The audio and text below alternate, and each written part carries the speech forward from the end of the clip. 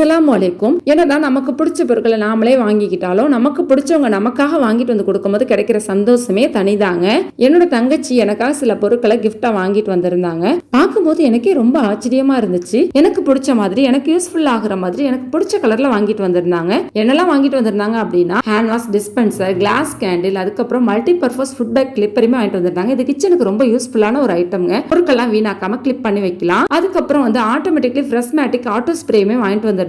அதுவும் எனக்கு பிடிச்ச லாவெண்டர் ஃபிளேவர்ல வாங்கிட்டு வந்திருந்தாங்க. அதுக்கப்புறம் கட்லரி ட்ரேயுமே வாங்கிட்டு வந்திருந்தாங்க. இதுவுமே கிச்சனுக்கு ரொம்ப யூஸ்ஃபுல்லான ஒரு ஐட்டம்ங்க. அதுக்கப்புறம் ட்ரெஸ் வாங்கிட்டு வந்திருந்தாங்க.